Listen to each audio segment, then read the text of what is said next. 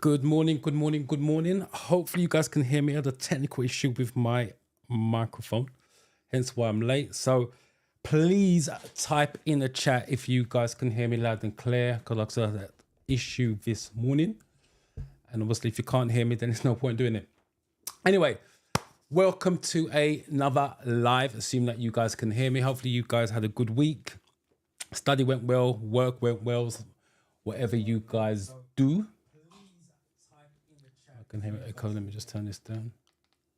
I can hear it coming through YouTube, so I know it's going out live. Right, let's just get myself set up. Get this open. Put this up there. Get this up there. Right, I think I'm set. Right, let's just say hello to some of you guys. Let's come out of this one, go into this one. Right, my chat's not showing up for some reason. I don't know why that is. Right, it's going to be one of them days. So let me just try to get it up. I can see it there. Hold on 1 second. Let's see if it works on this window for some reason. Right, it works on that one, but not this one. Oh, now it's working. All right. Rogue Hogue, how are you? It's gone on this one. Right. I'm just gonna have to do it through this window. Shows up on this one, but not the others. All right. Yes, I am well. I've had a good weekend so far until to this morning.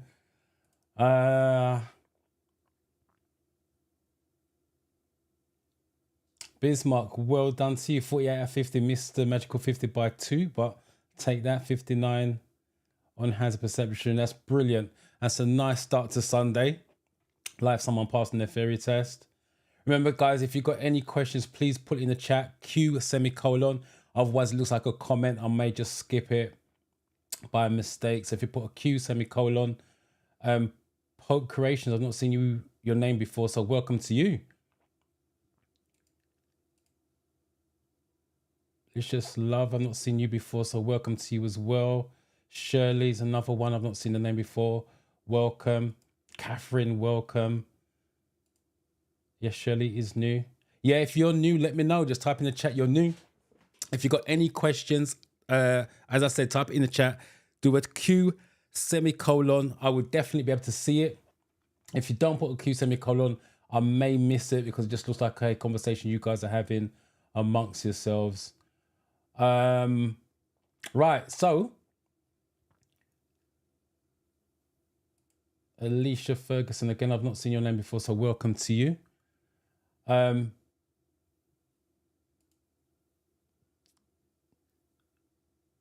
can't pronounce your name, so I'm not going to try, but welcome. I've not seen your name before. Fohara, welcome. Post to Pamela, Kenneth. There's quite a few of you that are new that I've not seen you before, unless you've been watching silently without commenting. 11th of Feb, so you've got a few weeks to go. Again, if you've got any questions, type in the chat. Let me help you out. Send you off in that test nice and confident. That's not good news. Failed test 42, so you got 8 questions wrong. Failed test 55, perception, discouragement, try again. Right, first and foremost, if you have failed, that's the way you feel. If you fail anything, I feel the same way if I fail at anything. But the main thing is, you said discouraged to try again. That sounds like you've done it more than once. But anyway, you got 42, you got a baseline. You need 43 to pass, which I'll come to in a second.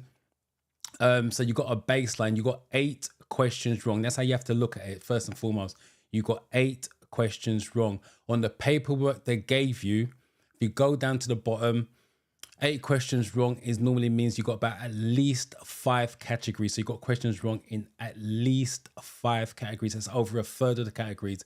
What you need to do now is go back to those categories, individual categories, and study them. Go through all the questions if you're using the app in those particular categories. Then start to do mock tests again.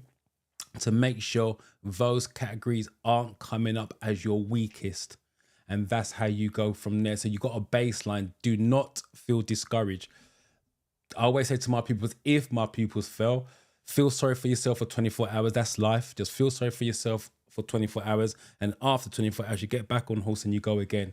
But that's what you need to do. But do not give up. Because if you give up, you ain't passing anyway. So you might as well just keep going. But again, if you've got any questions, I'm here every Sunday.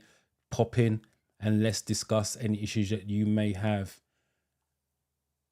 Toro, thanks to pass. 49 out of 50, missing magical 50 by 1. That's a very high score. 57 out of 70, again, high score. Well done to you. Let me know in the chat what your next step is.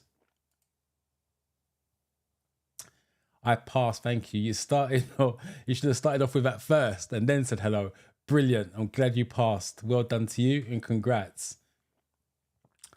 Let me know what your next step is, because I know you've been here for the last couple of weeks as well. So let me know what you're up to next. But well done for passing.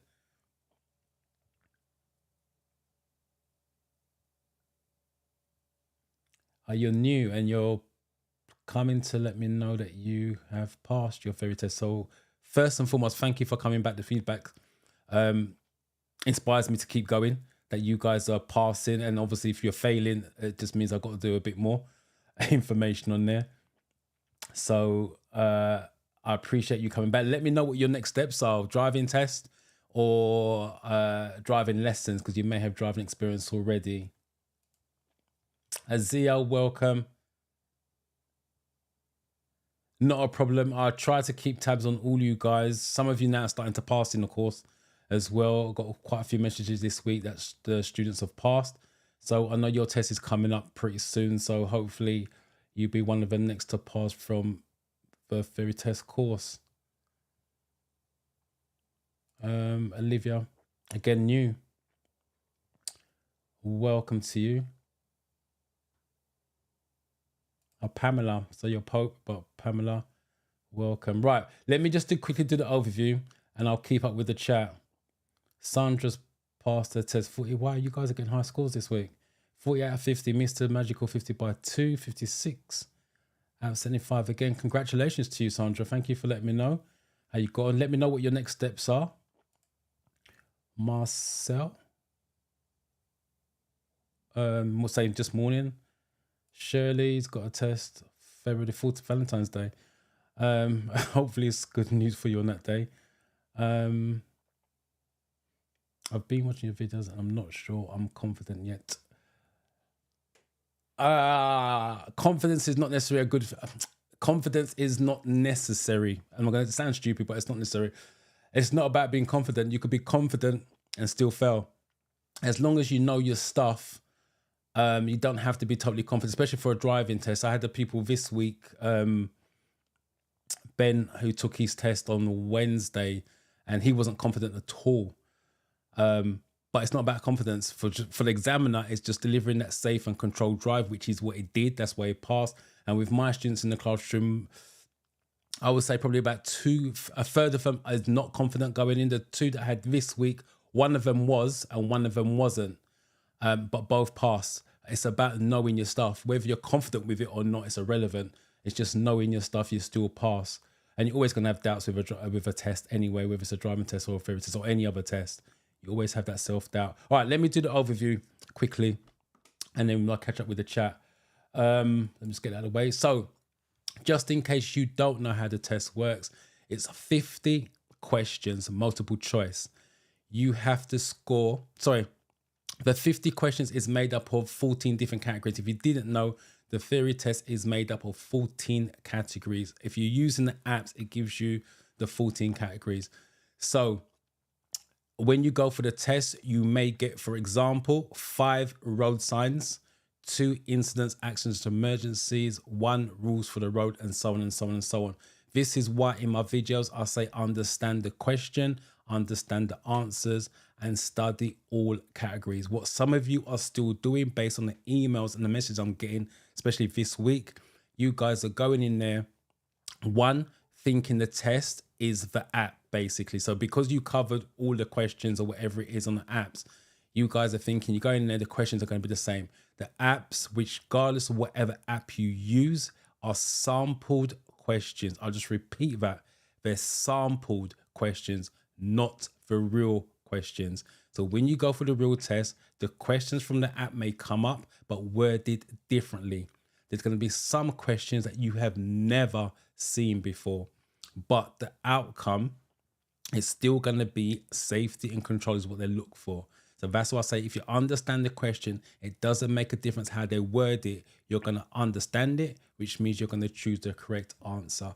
But stop studying the apps thinking it's the real question, because some of you are still memorizing that, which is old school. And you're probably going to fail if you're doing that as well, to be fair.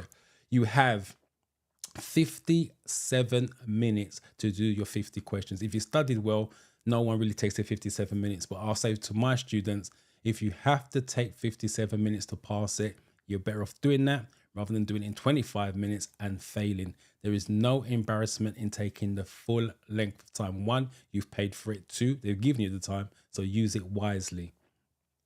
Then once you've done that, you move on to the hazard perception. You can take a 3-minute break, but not to get up and walk around 3 minutes, just to chill. My advice is take the 3 minutes. So you switch your mind from questions to visual, because you're now going to be doing your hazard perception. There's 14 videos. One of them's got a double. So 13 of them have single hazards, i.e. score a maximum of 5. One of them's got a double hazard, 2 5s, so you score a 10. You have to average 3 across the board. Your minimum score across the board has to be 3. If it's less than 3, you are going to fail. Ideally, you want 4s and 5s, a nice 7 or 8 on your double with that one.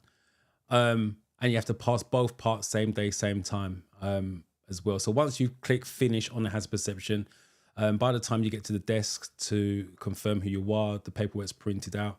They should give it to you face down. As you walk out, you turn it over and it should say under your name, congratulations. And it gives you the breakdown of your scores, video and questions as well. What are they looking for when you answer? Safety.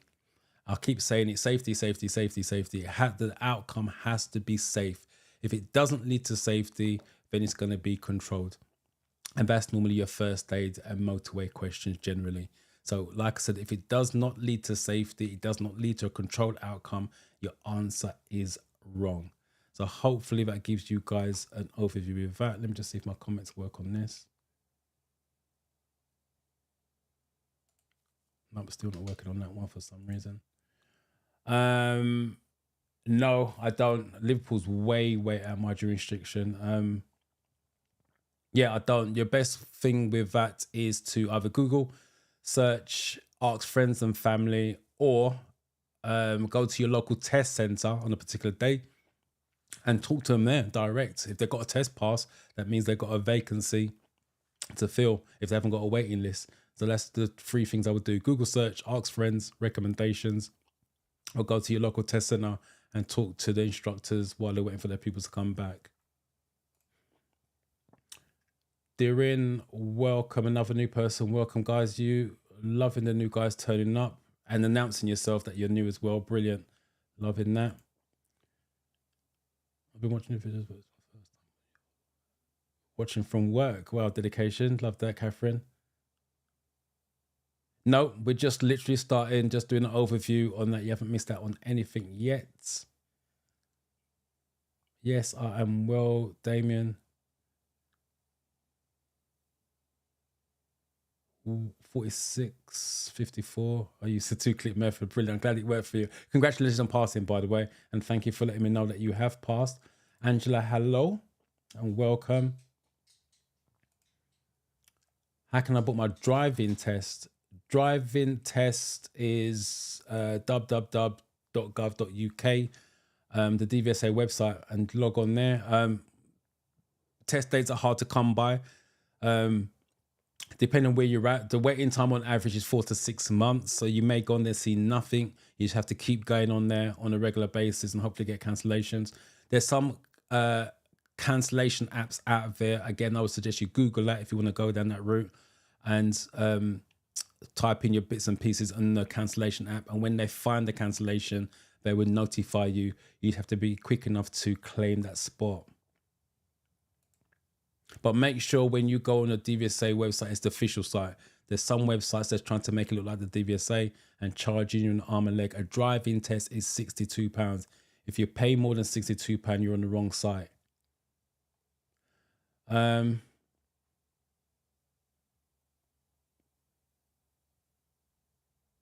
Chidi, well done to you for passing.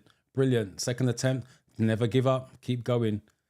Well done for passing. Let me know what your next steps are. Driving test or driving lessons? Did your test on the 15th, which is a few days back. I think it was Wednesday. Got 42. Again, that's your baseline. So you got 42. So you got 8 questions wrong. Again, that's how you have to look at it. Do not look at it as I needed one more, because you will train, when you keep saying that you're training the brain to work just enough to get 1, you want to train the brain to get 8. That way, if you fail again, hopefully you fell over the line, rather than trying to aim for 1 and then fall behind the line if you get that one, don't get that one question. But you got your baseline. Look at the sheet they gave you and look at the categories. Like I said, always restudy the categories first and then go off and do more mock tests to make sure those categories are not coming up as still a weak point. Your hazard perception still needs work. As much as you passed it, you need 44 out of 75. You got 5 over. So you're still clicking too early or too late, 1 to 2. So you need to get that score up. So don't ignore the hazard perception. And I will add as well some of what some of you guys are doing. Just because Diren's here saying he's got 42, someone else said they got 42 as well. What you guys are doing is, like I said, booking another one straight away. You're literally, right, coming out, go home, book another one for next week or the week after, because you think you've got just one to pass. When you go for, and this is why I say study the categories again that you got questions wrong in, because when you go for another test, it's a 50 different set of questions. The questions are random. So for example, let's just say one of the categories you got 4 questions wrong in. Let's just choose road signs. You got 4 questions wrong in road signs. What you do is study road signs, obviously, because that's your weakest point. So now you're more up to date with the road signs. So when you go for another test, you may only get 1 question on road signs and 5 on incidents, accidents, and emergencies. That's why you need to keep studying, because you don't know what 50 questions you're going to get. So that's why you need to keep studying, so your knowledge is strong across the board, not just in one category. So that's the reason why I say always look at it. You got 8 questions wrong rather than 1 question wrong. Started driving lessons and booked my practical for 20th of March. Wow. Well done to you. Passing theory test, I'm assuming. Yeah, well, you have to have passed it to book a driving test. Duh. And 20th of March, that's not too far away. It seems far, but it's not, because we're already on 20th of January come tomorrow. So that's literally 2 months away. Kenneth, you can use your own car for the driving test. You can use your driving... Sorry, let me start again. You can use your own car for the driving test. Just make sure it's got obviously L plates on the front and back. Make sure it's legally insured for the driving test, because you have to declare that at the test center. My advice is try to do it in a school car. But if you're comfortable in your own car, then fine. I've got a few of my students, when I teach them to drive, they go off in their own car and they go and pass anyway. Just make sure, like I said, it's got L plates on and it's fully insured for your driving test.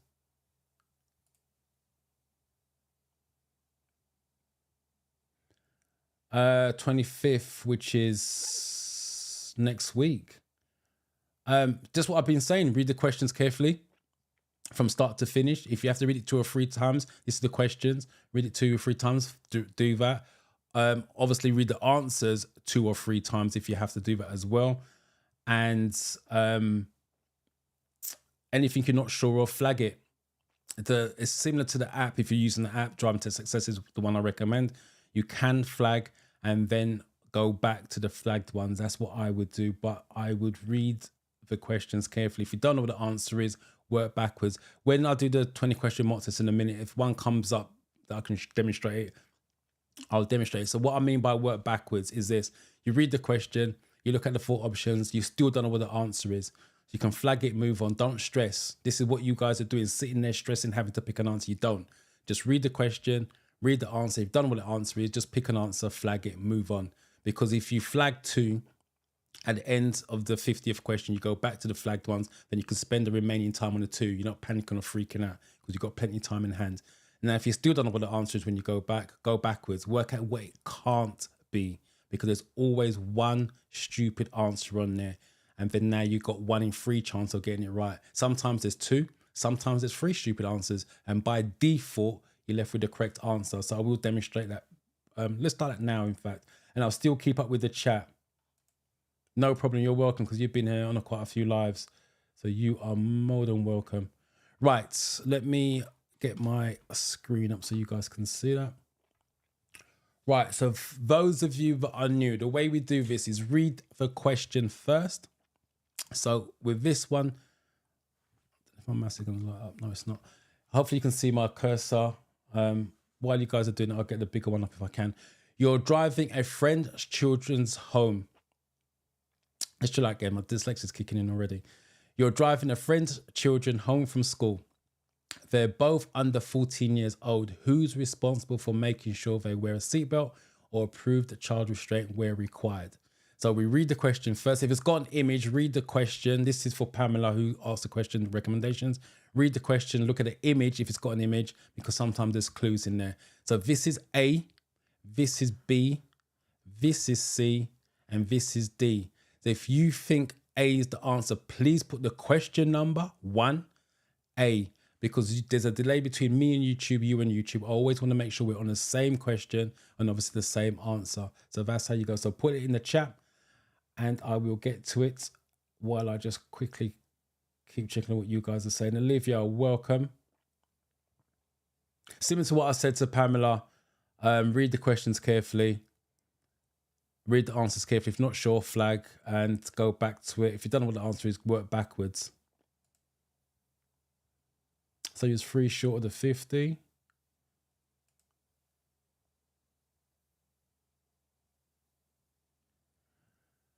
Following watching your videos, I have a test coming up on the 31st. That's the end of the month. I need your assistance. Thanks in advance. Assistance with what? There's 2 parts of the very test: questions or answers. And plus I'm here to ask me any questions while you got the chance. Charity, good morning to you and happy Sunday to you. Yes, D, I'm having a good weekend. Bismarck already answered that. I haven't got a driving instructors in Liverpool. I told you to go to Google, ask friends, or go to the test centre and talk to them there. Right, let me just see. Let me catch up with the ones first. And then I'll catch up with you guys. Diana, good morning to you. How are you? Chidi, please put the question number. Because we're on the first one, I know what you're talking about. But please put the question number moving forwards. Same thing for you, Durin. Charity's got D. Most of you gone for D.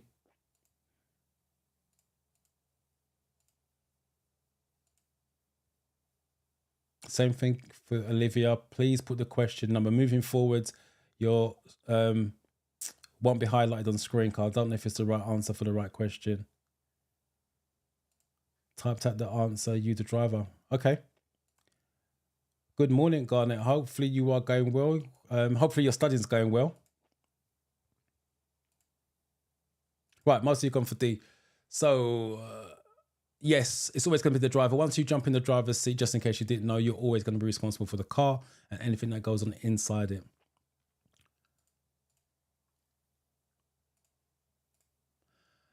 When should you use the right-hand lane of a 3-lane dual carriageway? So read the question carefully. When should you use the right-hand lane of a 3-lane dual carriageway?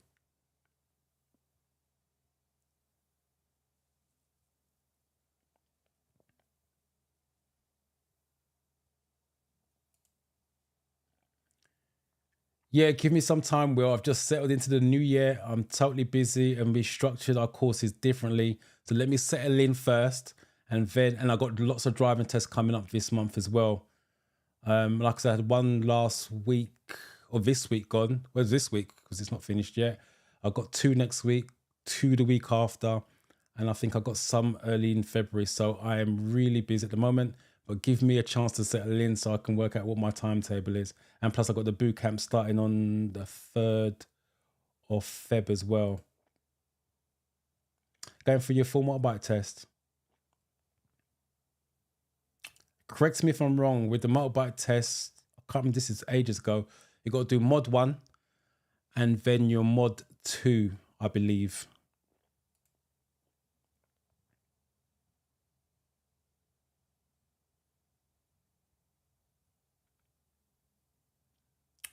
D, let me come back to that.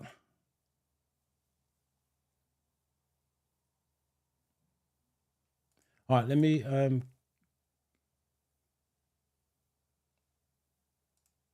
number was number 2?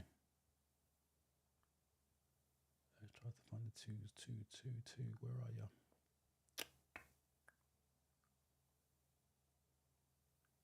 So I'm just trying to find the 2s. There we go.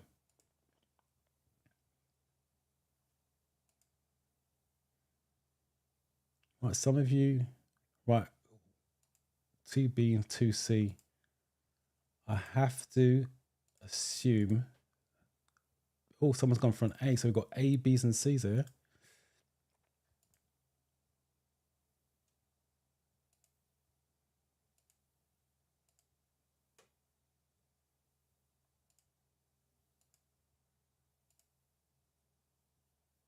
Right, got A's, B's and C's. But B seems to be the majority, so I've got to assume B's correct. All right, let's take a look what the question says. You're in the right. When should you use the right-hand lane of a dual carriageway? Right, this is what I mean about read the question carefully, understanding the question. First of all, you've got dual carriageway.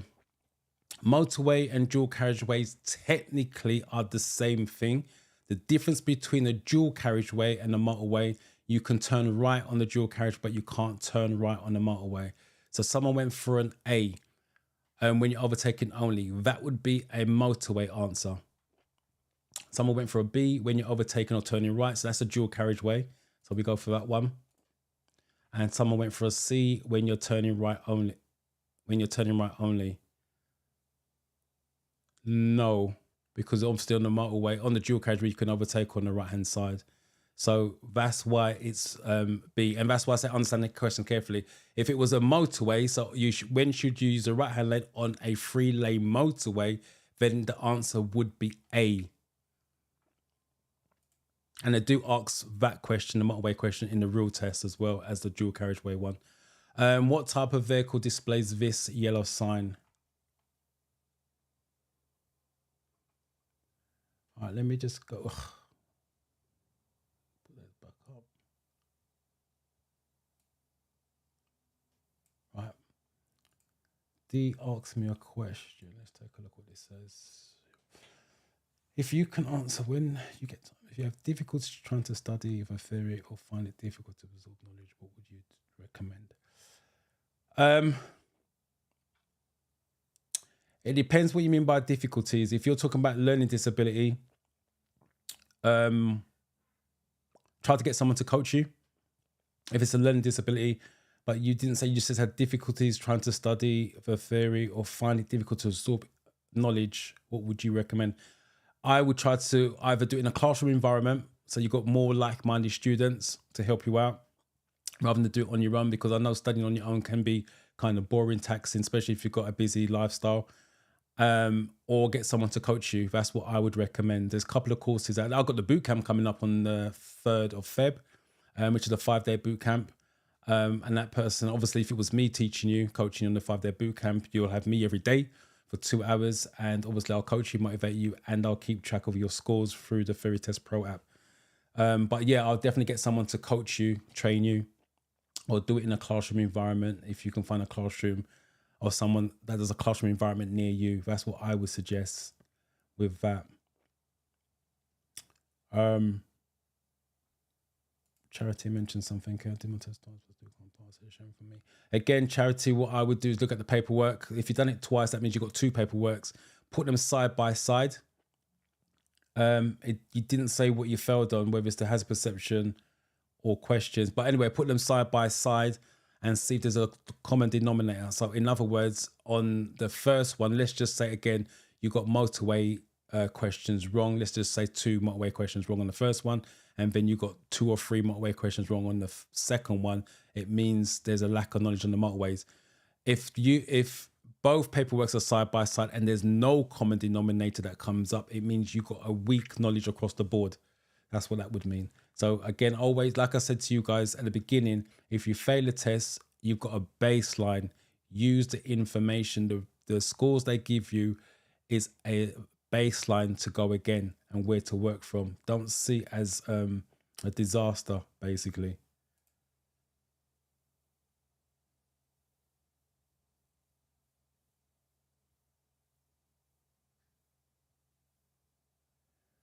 Right, let me ask. All right. If I'm not quick picking up that, I can't answer. You've got how much studying would be required if you're not quick at picking up things. I can't answer that. There's a reason why you're not quick at picking up things. You need to discover what that is.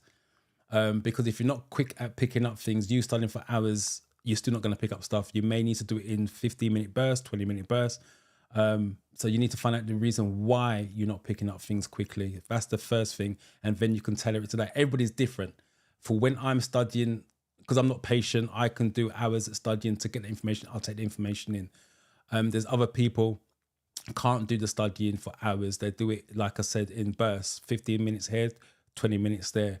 So you have to find out what works for you because everybody's different. In terms of one-to-one training, there is one-to-one training out there. Again, you got to Google it. I'm not sure if she still does it. Anne Winterburn does the studying. I know she's one of the licensed DVSA instructors. Chris Benstead is another one, but he specializes in Zen, especially educational needs. So he's another one. Chris Benstead is another one who does one-to-one. I think he does it via Zoom. He's decent. He's good. I won't say he's decent. He's pretty good at what he does. And I do group training. So it is out there. You just have to search for it, basically. Let me catch up with you guys on the freeze.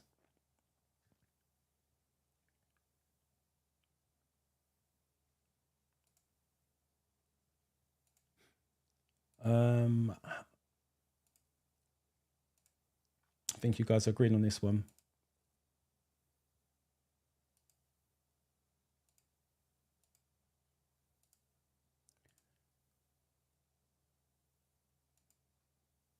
Someone's got 4.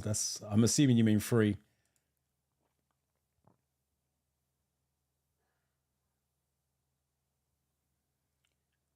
All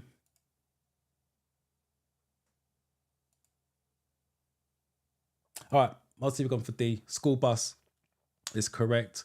On the real test, they're starting to put, and for some reason it throws students when they do this. On the real test, they're starting to put on the side of a school bus, back of a school bus, front of a school bus. As long as it's got the words on a school bus, it doesn't make a difference what part of the school bus it is. That's the answer you want to go for. What should you do when leaving your vehicle parked and unattended?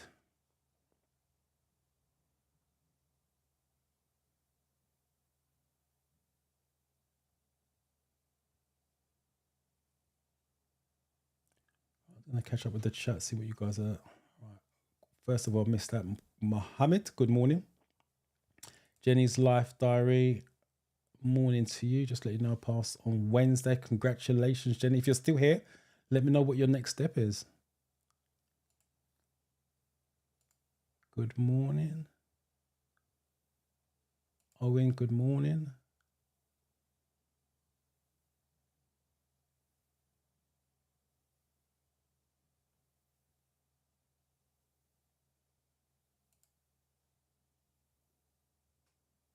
Oh, your test is on Tuesday.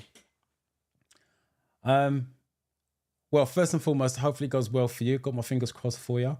Let me know if you've got any last minute questions that you want to ask. Get in there.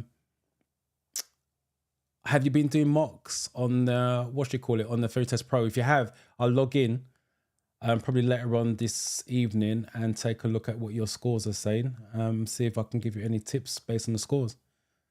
Hopefully you're doing the has perception as well. Garnet, hopefully I'm skipping the has perception. Because what I noticed from you guys in the Theory Test Pro, you guys are doing a lot of questions, but not a lot of has perceptions.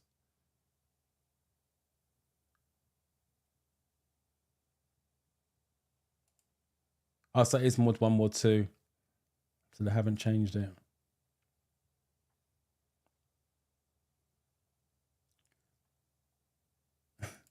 Welcome, Simply Me. So I'm trying to find the 4s. I'm just reading the comments in between. Karen's new.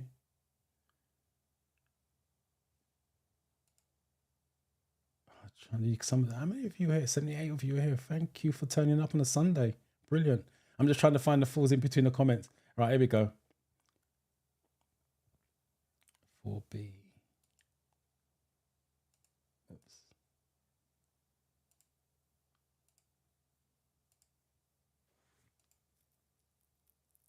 Right. I think you guys have got an agreement on this. Naomi, well done to you in passing. Appreciate you coming back and let me know.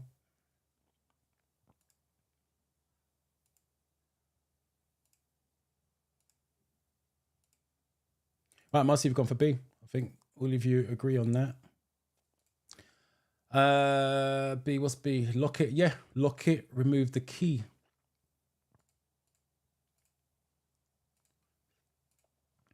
When may you drive over a pavement?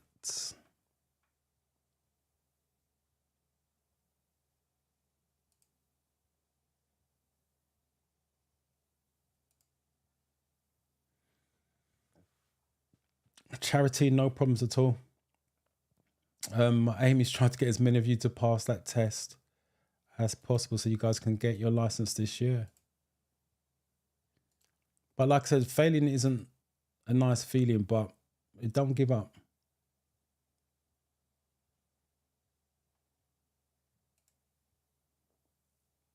I'll log in this evening and take a look at your scores and see if you're on track. Well, I'm assuming you must be because you haven't sent me any messages.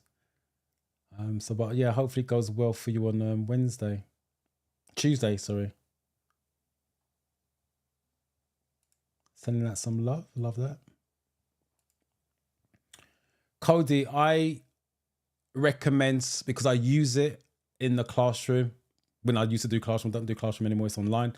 Driving test success. What you see on screen now is driving test success, but it's the instructor's version on desktop. This is a subscription-based one, so I pay for it every month. Like I said, because I use it on a regular basis with my students, whereas you guys would just get the app version, which is $4.99. Always go for the paid version, whatever app that you use, by the way. It's $4.99 and it's lifetime access. So that's what I would recommend. And like I said, because I use it, that's what I recommend. I'm not saying that others are bad, but I only recommend what I use.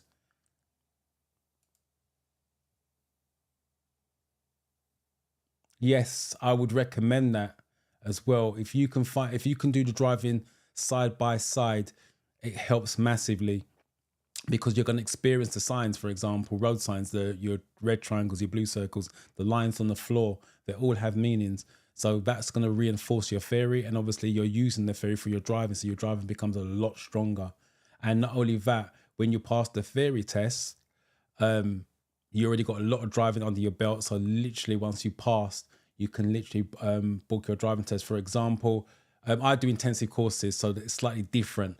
But my pupil this week, she had a test on Thursday, passed the theory test, and she's gone off and book her she's put in for a driving test. We find her test date for her on Friday. So literally she passed on Thursday. She's booking for a driving test Friday. So come Monday morning, our head office will start looking for her driving test. So yeah, I would if you can afford it to do the two side by side, I would do the two side by side.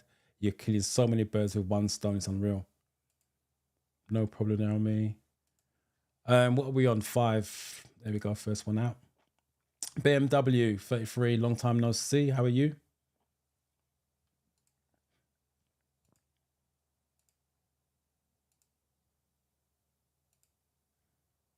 Good morning to you. Someone's gone for an A. No problem. You're welcome.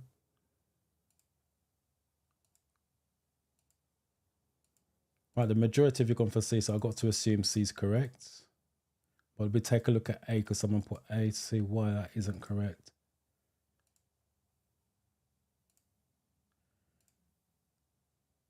Henriana, hopefully I'm saying that correct. I've not seen your name before, so welcome to you.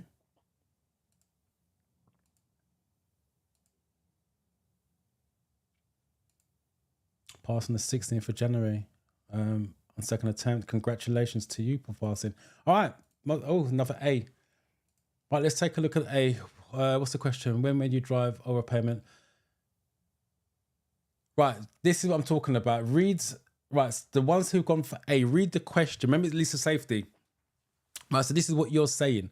When may you drive over the pavement? That's the question. What you are saying, for those of you who answered A, when there's no pedestrians nearby. So in other words, there's no pedestrians, you're driving on the pavement for no reason whatsoever other than there's no pedestrians.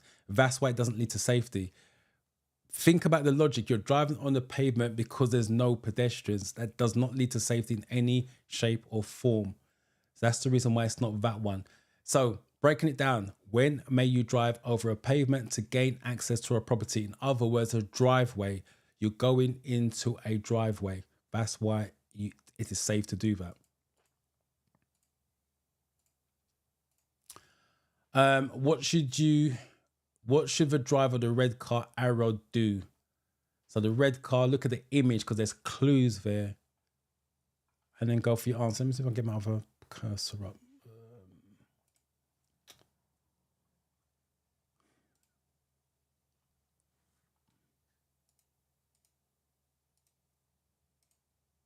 There it is.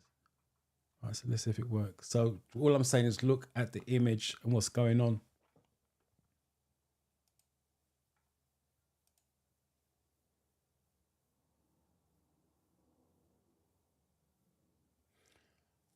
You're getting the hazard perception now, but needs more practice. My test is on the 27th of this month. So again, that's Monday week.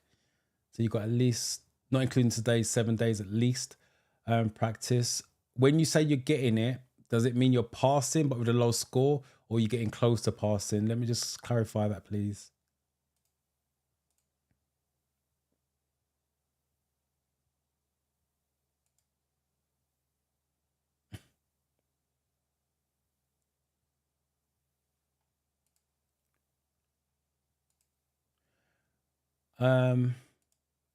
Glad you are well.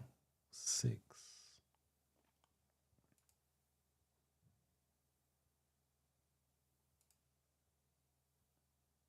There we go. First one out.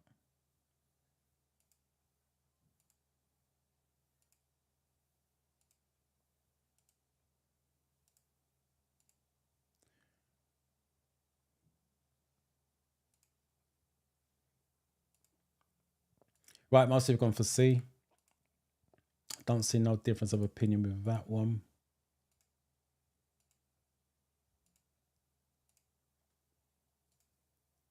All right, let's take a look at C. What's C? Wait for the pedestrian in the road to cross. Yeah, wait for them. That's the safest option. You can't knock them over.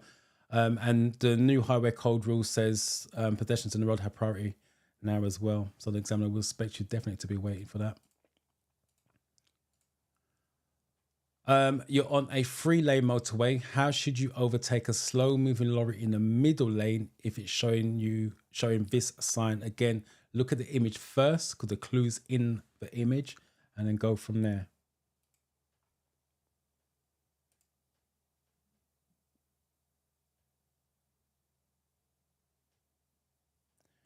Passed on Wednesday. Congratulations, Jenny.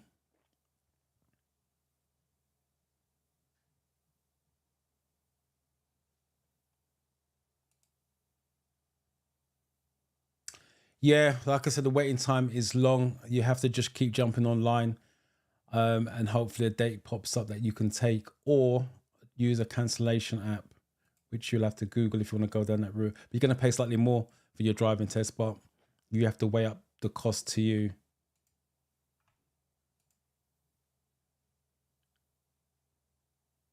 Congratulations on passing. You're the one who done the work. I'll just give you the advice, the tips. You guys put it into practice and go and do the hard work and in there. So well done. Congratulations on passing. What's your next step? Driving lessons, or you're looking to do a driving test? Because again, you may have driving experience already.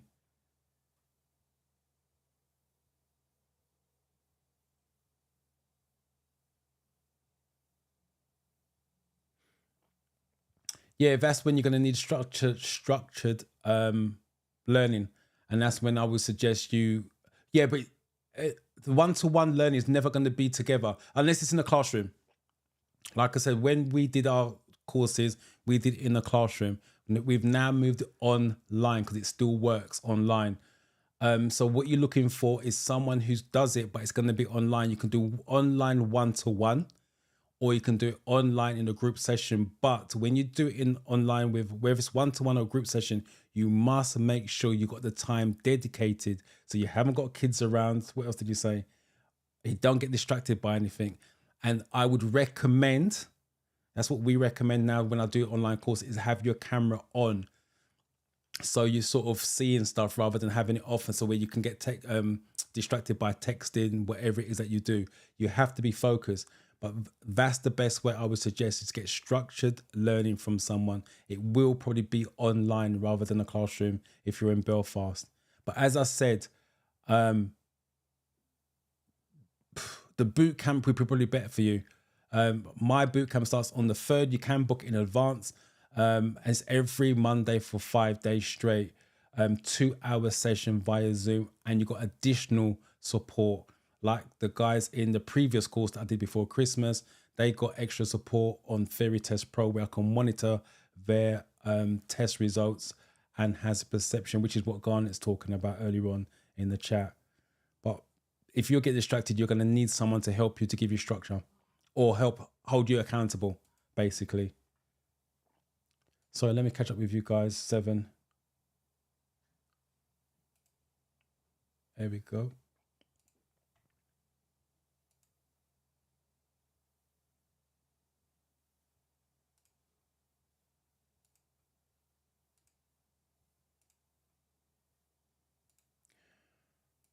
Right. Most of you, again, all agreeing on 70. I don't see a difference of opinion.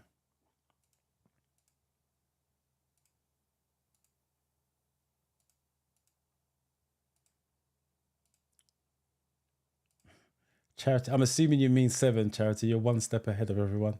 Ticking 8. Right. D. Right. Let me just quickly explain. I think it was Pamela and there was somebody else who asked for tips. Like I said, read the question and look at the image. The arrow's facing left. If you look at the correct answer, approach with care and overtake on the left. It's got left in the answer. If you look at B, for example, it's got right hand lane. The arrow's facing left. So sometimes there's clues in the question or there's clues in the image. So you have to be calm enough. So that's why I said don't stress in there, because you've got 57 minutes, which is more than enough time to look for clues. Some of you are missing the obvious clues in your answers when you are taking the real test. What will become more expensive after you've been convicted of driving while unfit through drink or drugs?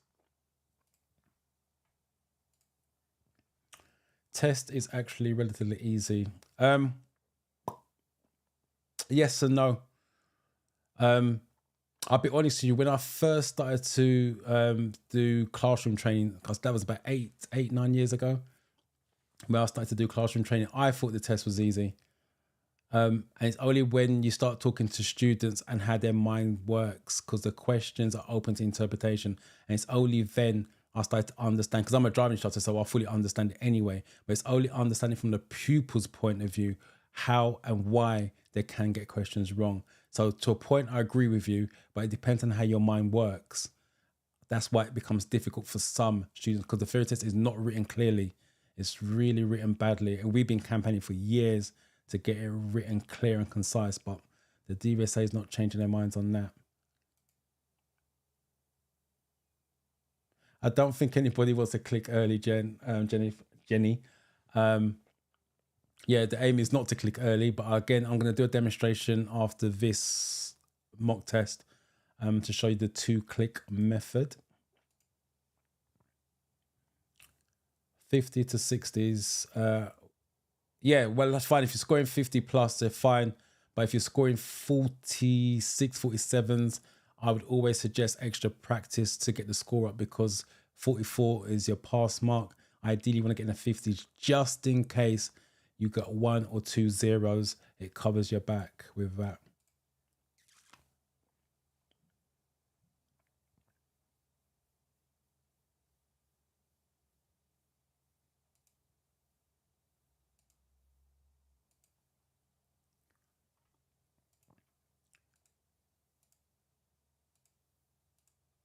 Right. Oh, some of you, right. Most of you have gone for C, but a couple of you have gone for A's. Another A. Put the full answer. Garnet's changed her mind.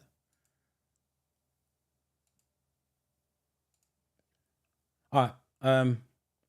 Most of you have gone for C, and someone's already typed the answer right. It's insurance premiums. If you're, let's put it simple. If you lose your license for whatever reason, your insurance is going to go sky high next time around, because you don't lose your license for a good thing. You lost it because of a bad thing, whether it's medical. In this case, was it drink and drugs? Driving without insurance in the first place, your insurance premiums are going to go sky high because you're now a risk. In other words, just don't do it. In winter, road signs become covered by snow. What does this sign mean? Again, look at the image. There's a clue there.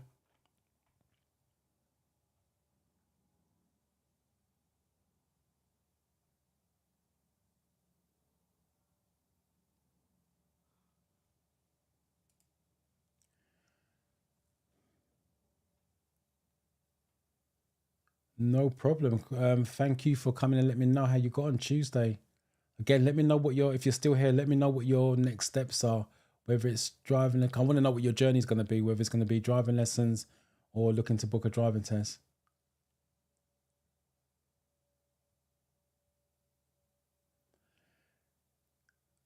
Right, if you've got, you said I've tried it and it showed that I'm cheating, that means you're clicking too many times. You're clicking on things that don't exist. That's the reason why I think you're cheating.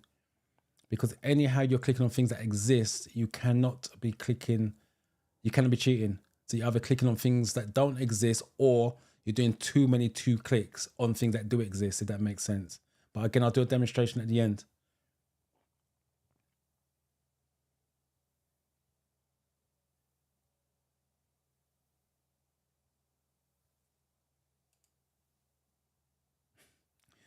Charity, you don't have to explain. I'm just glad you're here, first and foremost. Don't have to explain. I get you got a multitask on a Sunday.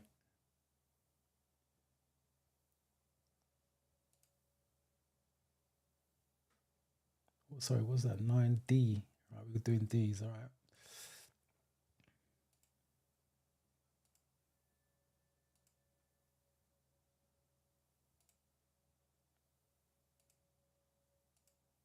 Right, D's common answer. And D is an octagon. That's why it's the only shape in highway code like it. You got another version, not of the octagon, another sign they can show you, which is an upside down triangle, which is a giveaway. They're the only 2 signs that are unique to the highway code. No other sign like it, because when it's covered in ice and snow, you can see the shape. All of you gone for D's, so it's a stop sign, and you have to stop by law at a stop sign.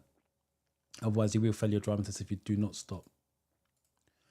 What does this sign mean? Again, look at the image, because there's clues in there.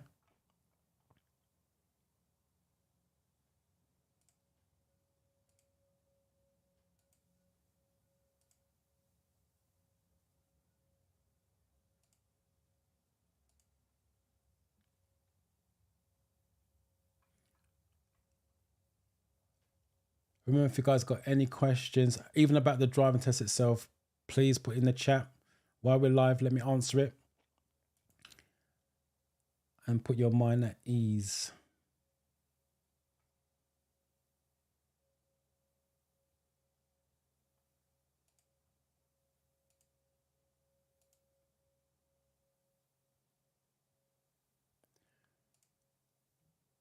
I must have gone for B, which again I got.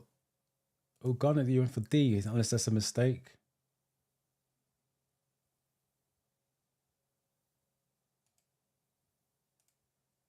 Someone else has gone for a D as well. All right, let's take a look at the D and B's.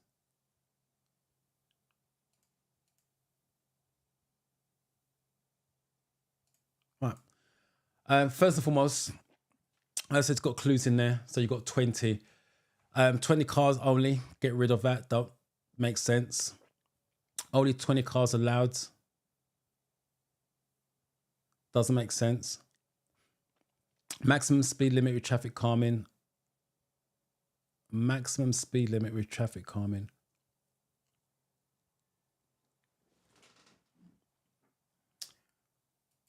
And minimum speed limit with traffic calming. Right, this don't make sense. 20 cars only. Makes no sense whatsoever. Get rid of that.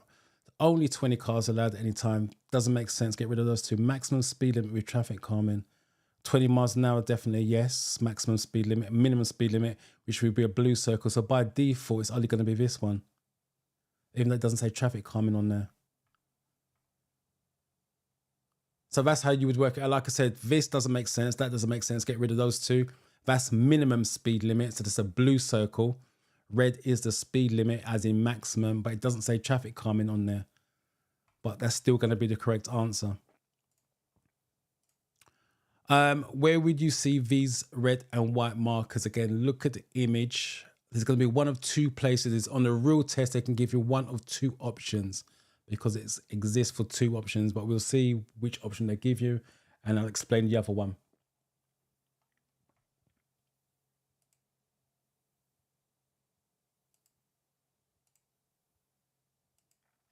Does anyone know what they're called as well? If anyone knows what they're called, just type in the chat. Because again, it comes down to understanding the question fully.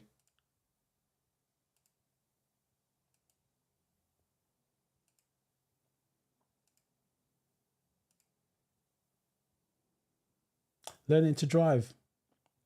Welcome to you.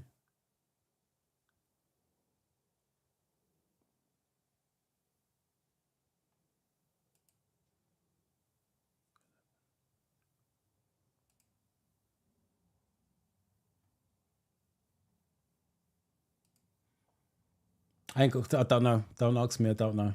I ain't got a clue what's that about. Right, someone's gone for a D.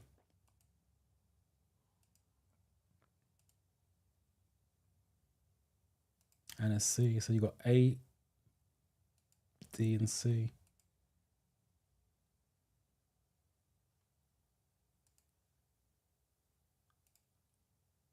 C as well. All right. You guys have I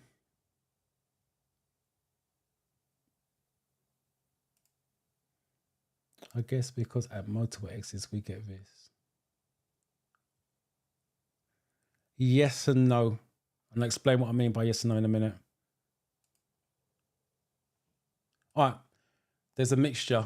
We're right, red and white approaching the concealed level crossing.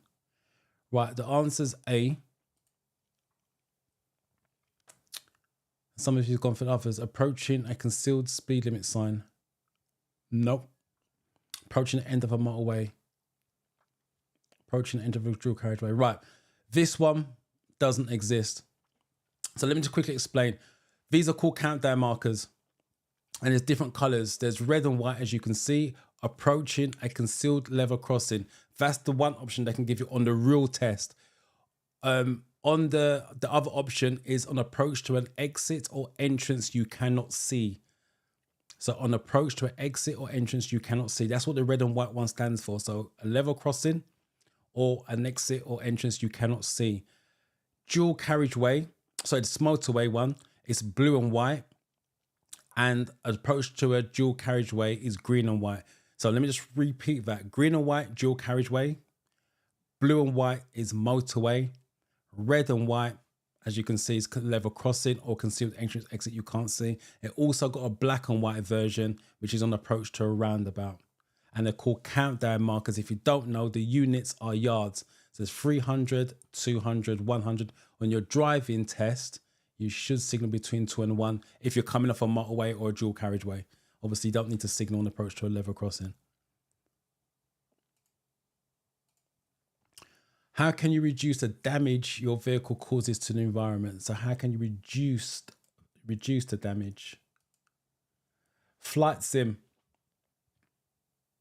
Congratulations on passing. Appreciate you coming back and let me know how you got on. If you're still here, let me know what your next steps are.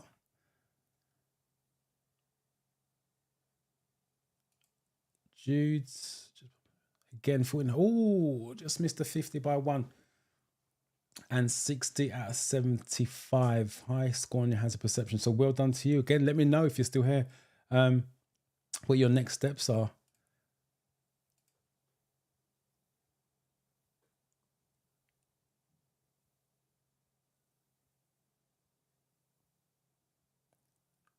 Where are you? Here we are.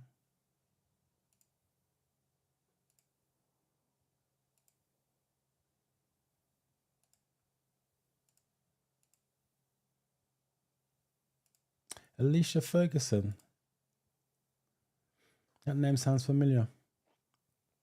But welcome to you anyway, by the way.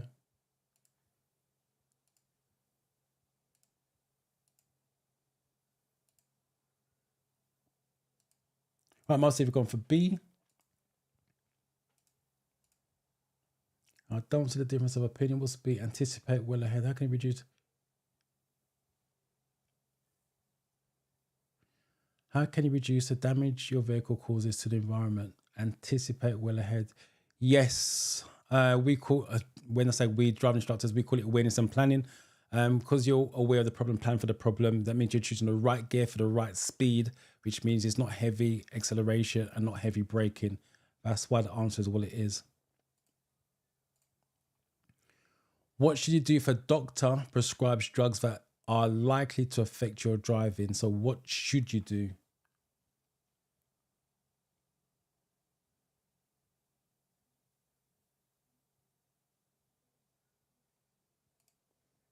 Heaven Citizen, yes.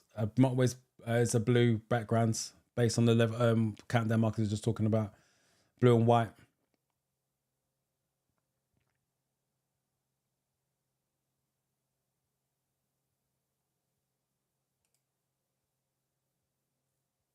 Yesterday, Saturday. 47 out of 50, 60. Another high score, has a perception 60. Wow, well done to you.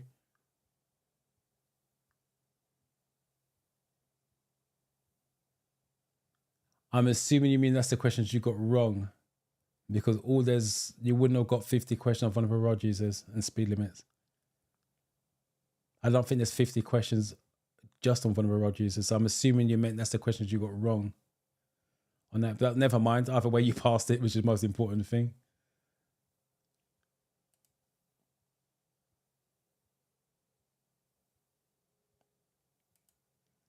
No, it's always been in there. It's always been in there. But in the real test, I can show you the 4 colors that I mentioned.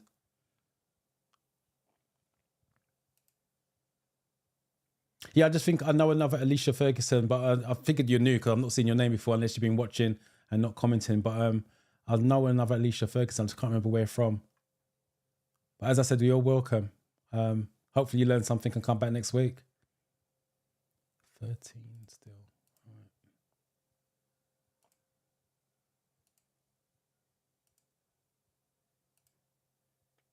Some of you are still not putting the question number. Please put the question number plus the letter afterwards. That way I know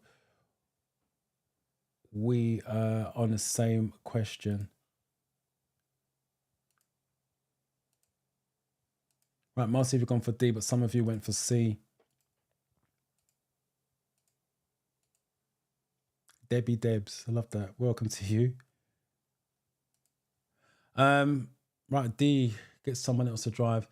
Someone went for C, avoid driving on the motorways. No, you can't. If you're under medication and it's gonna affect your driving, you can't avoid motorways and drive on back roads. You have to not drive, full stop.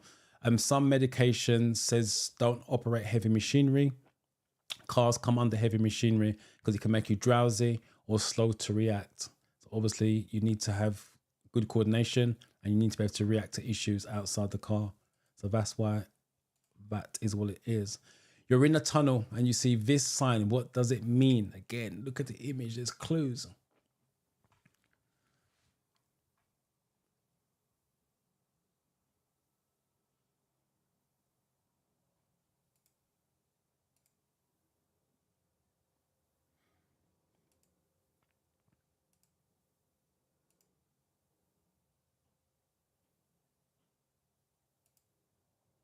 Roundabouts are black and white.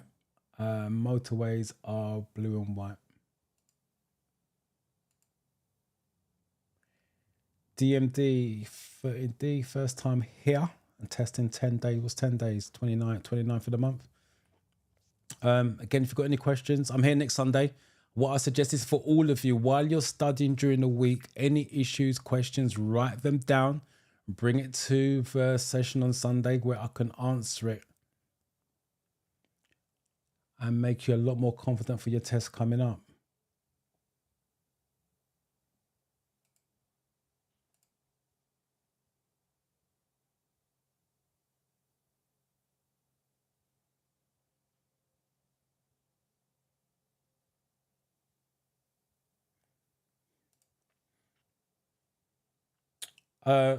Welcome, first and foremost. You got answer is D, no question number. I'm just putting it up because you are new, so welcome, but please put the question number and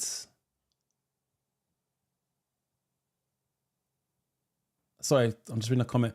Put the question number and the letter after for your answer.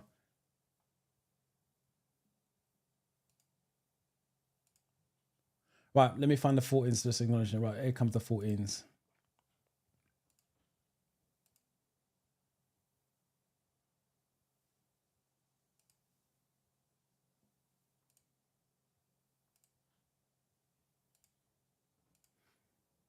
Right, most have gone for A.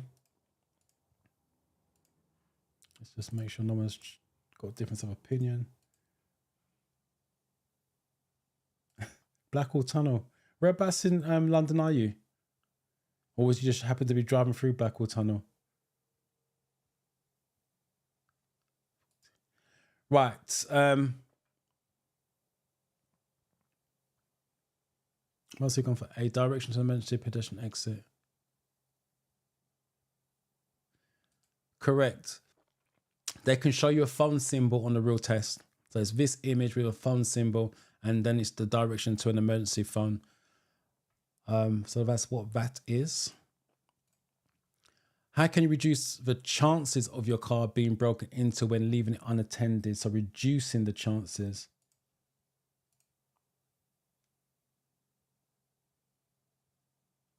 And now you're doing driving lessons as well. Well done to you. How's the driving lessons going? Hopefully you're having some fun on the lessons as well. And applying the theory to the driving lessons as well.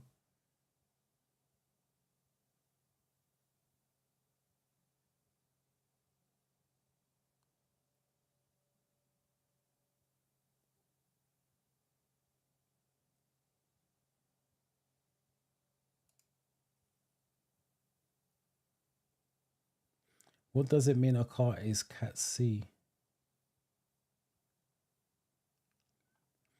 I would imagine that's the category that the car's in terms of insurance purposes. But I need, if you're talking about theory tests, I need the exact question so I know what context it's asked. If it's just a general question, I'm assuming that's the category of the car that you're driving in terms of insurance, because you've got different categories: family cars, small cars, that type of thing. For a driving test, you're doing the category B test, which is a car test, which will open up the category B on your license once you pass.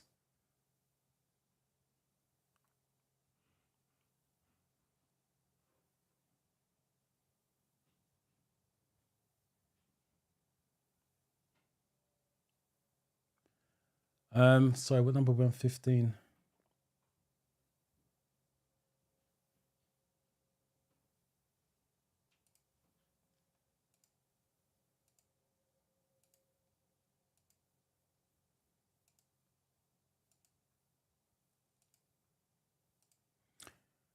Right, most of you have gone for D, so I've got to assume that's correct. And no difference of opinion. Take all valuables with you. Yeah, if you can't take it with you, lock it up in the glove box or boot. Don't leave stuff on the back. So even though it's not got no value, a person passing by takes a chance, breaks in. Hopefully he thinks there's going to be value in terms of what he's taking out your car. So don't leave temptation in people's way. You're driving past a line of parked cars. What should you do if a ball bounces out into the road ahead?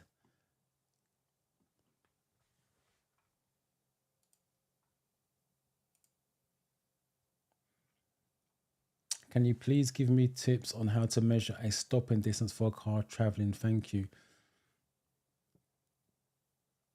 Right.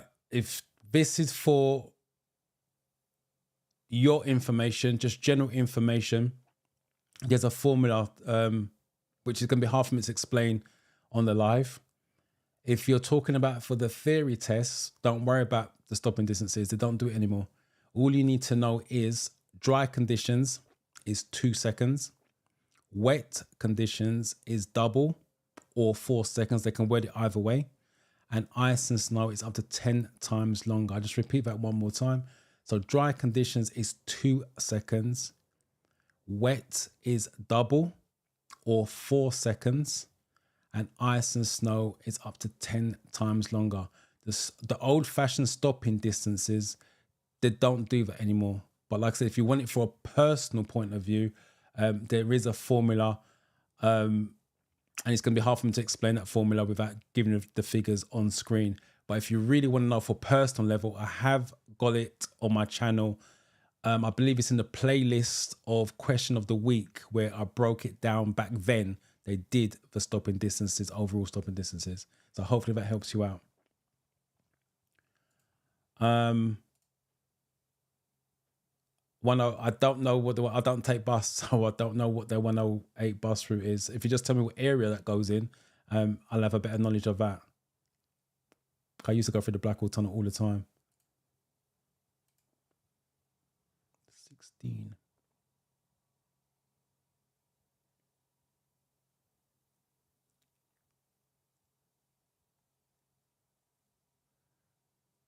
So I'm just trying to find the 16s. You guys are typing so fast. Right, okay. I'm going to start that one. Right, here we go.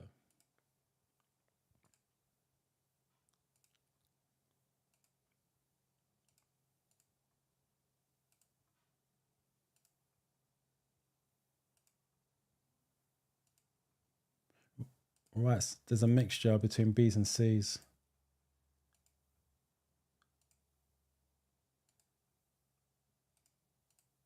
The majority is a B's, but a few of you have gone for a C. All right, let me take a look. Right, there's a ball. So B and C's. Right, B, slow down and be prepared to stop for children. And C, stop at all. Right. As instructors, we not got a saying where there's a ball, there's a child. So if you're driving down the road, there's a ball that comes in front of your car, expect a child to run, especially the younger ones. They don't have a fear factor. They just chase the ball. So again, go for safety answer. Remember I said the filter has got to lead to safety or control outcome. So B, slow down and be prepared to stop for children. Stopping, you can't hit them. This one says stop and wave children across to fetch the ball. Just because you stop and wave the child across the road, the bike, e-scooter coming down the side of you may not stop. So that's why this answer cannot be safe. Also, for your driving test or your theory test, if you like, if you got wave or flash your headlights to let somebody go, it's going to be wrong. You cannot wave, you cannot flash anyone on your driving test. It's over once you do that. So that's why B is what it is and why C isn't. You've just gone through floodwater. What should you do to make sure your brakes are working properly?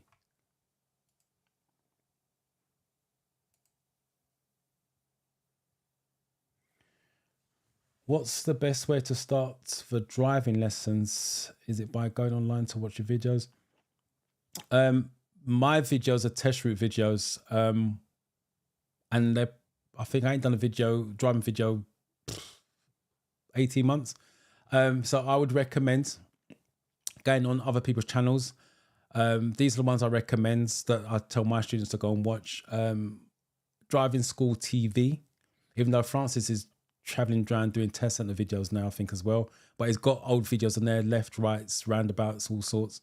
Clearview Driving School, DGN Driving School, and Conquer Driving School. There's others out there, but those are the ones I would recommend. And obviously take driving lessons. So I would recommend watching videos as well as taking driving lessons. So for example, your instructor does roundabouts. You can actually watch videos because it's slightly easier to watch the video, watch the information, rather than trying to hear it while your instructor's explaining it as well. The pressure's off. So I would do side-by-side driving lessons and watch videos. But those are the channels I would recommend. Like I said, there's others out there, but those are the ones I send my students to. And believe it or not, those are the ones I tend to watch as well, some from time to time.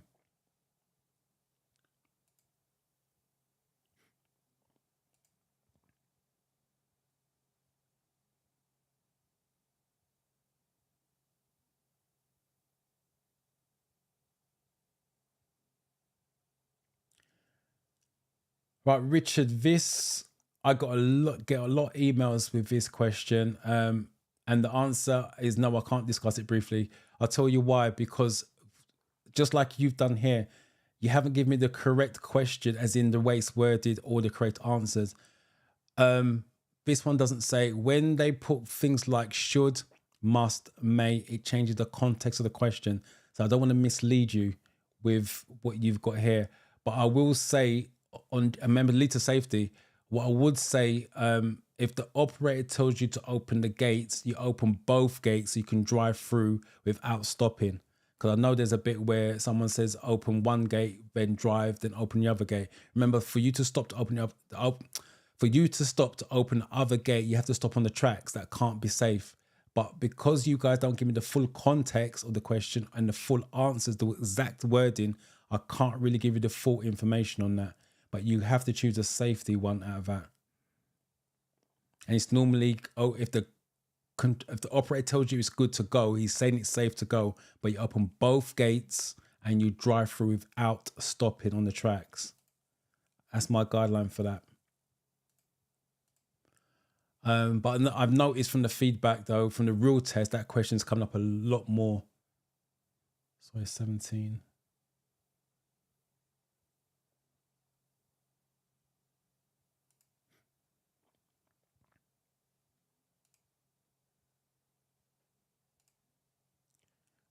Here's the first one.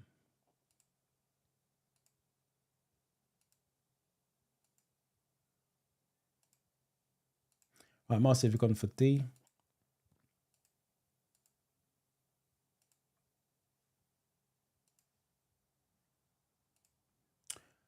What's D? Go slowly while gently applying the brakes. Yes, just in case you didn't know, flood water for the ferry test is Ford.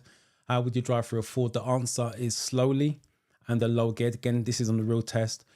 So how would you drive through a Ford? The answer is slowly and a low gear, first or second if you're driving manual. And what should you do when you come at the other side? In this case, flood water. Go slowly while gently applying your brakes to make sure your brakes are still working. If they're not working, then you roll to a stop, let them dry out. What does it mean if your vehicle keeps bouncing after you sharply press down and release on the bodywork over a wheel?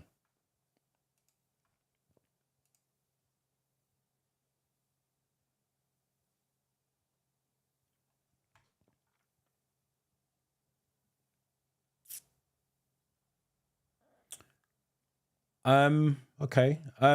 It's funny because years ago when I used to work out of Enfield Test Centre. So I took my pupils to Enfield Test Centre. They do a bike test at that test centre as well. And there's a massive cage where they do their off-road, their mod 1. So you see them going through the cones, doing the speed gun to do their emergency stop and everything else. And then when they do the bike test, mod 2, it's really weird to see the examiner. I've seen the examiner do a car. So the car's driving behind the bike. And obviously they've got the two-way radio, which is really weird to see that. But yeah, it's interesting watching the bikes do their off-road maneuvers.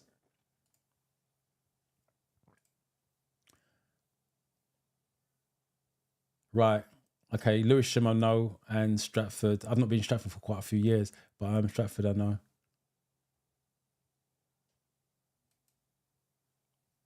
Lewisham's changed quite a bit as well over the years.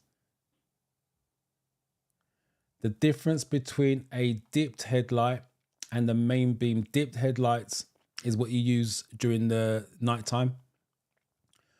I will add, if it's a bog standard, this is what I say to my students in the classroom, if it's a bog standard light question on your theory test, the answer is always going to be dipped headlight or headlight. Sometimes they just drop the dipped to make it sound like a different light, but it's the same thing. Dipped headlights and headlights are the same thing.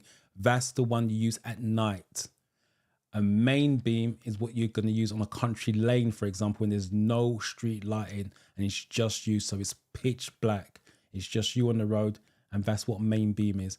Main beam lights up the road really, really bright. Again, I've got the lights video in the question of the week playlist. So if you go to the playlist, explain all the lights and the questions that go with it as well.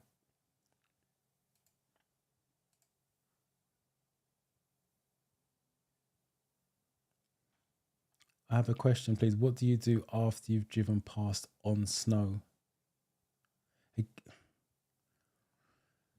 Right, again, the context of the question. I'm not going to try to answer that. The reason being, I don't know what the options are, because that's a weird question. What do you do after you've driven past on snow? Without knowing what the options are, I can't really answer. And I don't want to steer you down the wrong avenue with that. So if you give me a couple of options, what they gave you or what you can remember, because that's from the real test. That's not from the app. So if you can give me a couple of options that you can remember or roughly what they worded at, then I can give you what I think the safest option is. But without the context of the answers, it's very hard, and I don't want to guide you down the wrong path with that. 18. Sorry, guys. Let me catch up with you.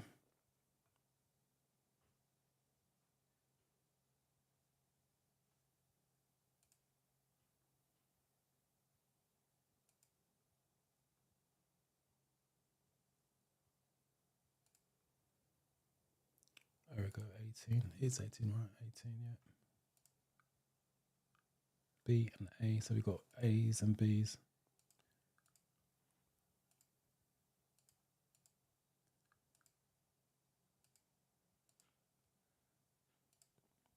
So again, the majority of you have gone for B, but there's a few A's on there. So let me just make sure there's no more difference of opinion. Right, most of you have gone for B. Let's take a look at what A was then.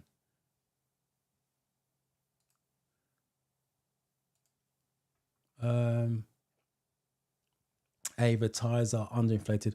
Right, let me just read the question so you can understand. Like I said, there's clues in there.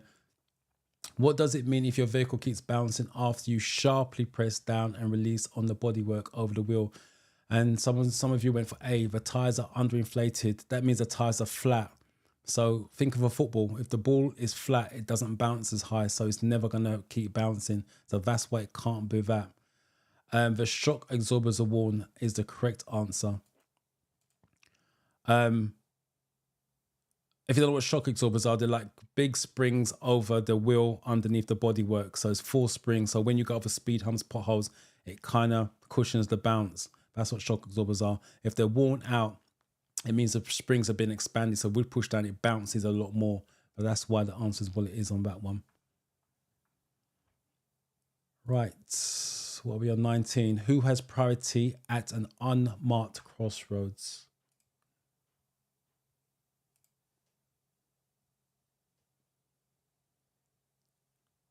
Dog runs out in front of a.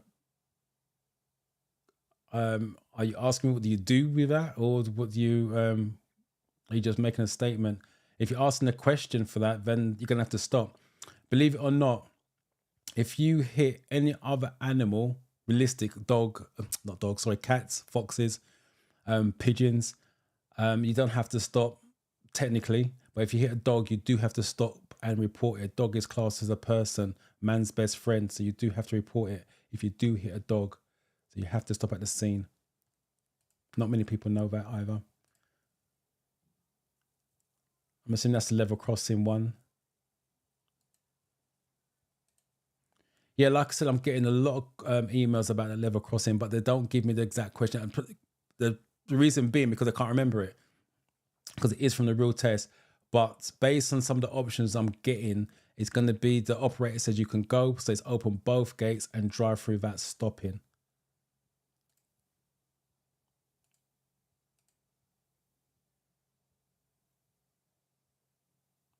Not much more than what I'm being told you. Read the questions carefully, read the answers carefully. When you go in there, breathe. Make sure you stay calm as possible so you can think clearly. When you are stressing, you cannot think clearly. And as I said, if you flag, if you any questions you're not sure of or answers you're not sure of, flag it. Do not sit there thinking, stressing. Flag it and move on. Two reasons. One, sometimes another question can jog your memory. Go back and change it. And secondly, you answered all 50 questions. You now got time to go back and spend more time on the flagged ones only. And if you only flag 2, then you get the other 48 right, you're passing anyway. But obviously if you flag 7 or more, then you have to make sure you get the majority of your flag ones right, because 7 leaves you borderline if you got 7 wrong. But read the questions very, very carefully. Take your time. Surely no problem. The biggest thing I notice from my students anyway, they tend to, in the classroom, they tend to rush. And they take that into the real test. By the time the test comes, I'll slow them down anyway, but they go in the test and they tend to want to rush it. I don't understand why you guys go in and want to rush. You've paid for the time, use the time wisely. Right, most of you've gone for B. No one has priority. It's a free for all. The lights, if it's unmarked or traffic lights as well, they can word it as traffic lights are not working. No one has priority at that point in time. So the last one, you see a horse rider as you approach a roundabout. What should you do if they are signaling right but keeping well to the left?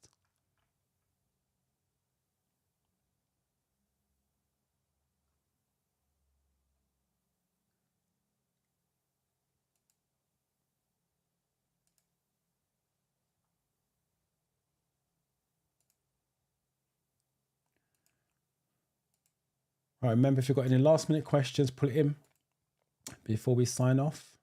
If you study this week, got any issues, any doubts, concerns, write them down and bring it along to next week's live.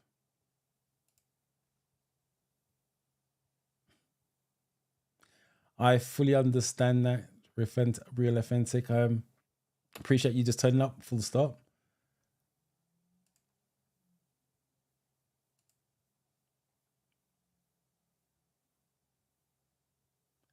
It starts Sunday, 10 a.m. Every Sunday, health permitting, holidays permitting. I'm here, 10 a.m. start.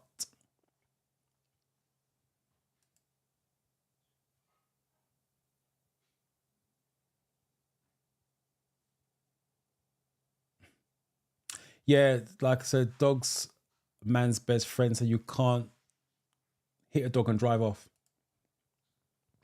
You have to stop, report it. Oh, I'm missing something here. Right, okay, D's and C's so far.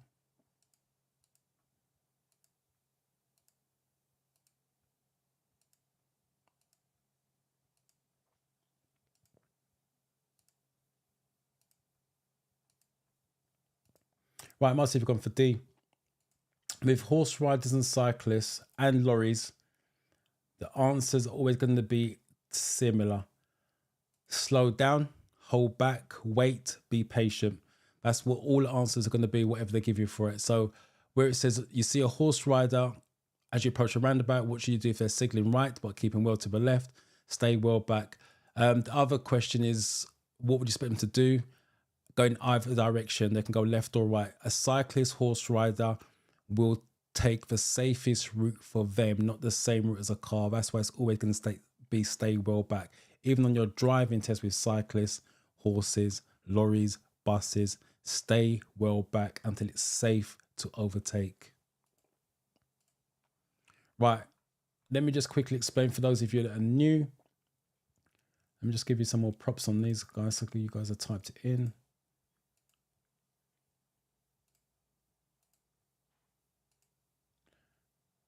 No problem. Nikki, hello and welcome. Right.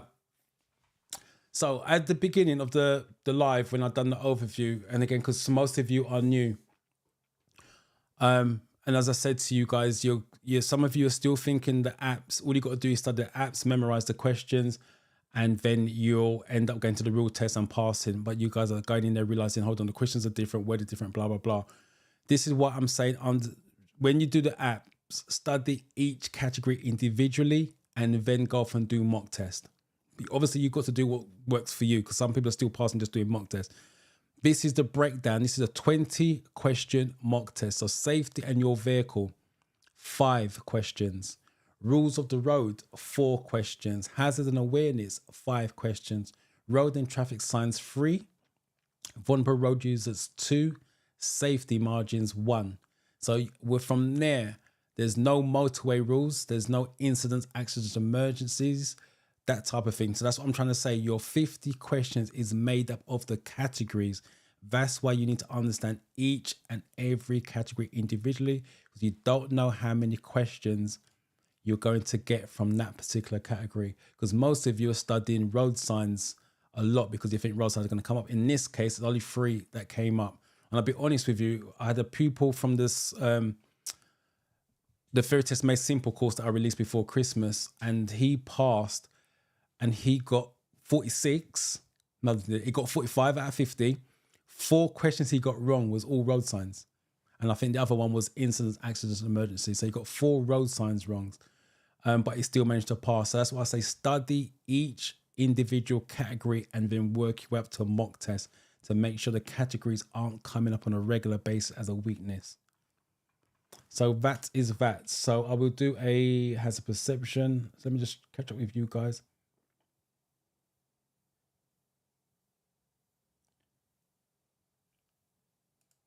No problem. Oh, come on. Still working on it. All right, let me reset. Hold on 1 second. Because the comments are not showing up for some reason. Overlay comments.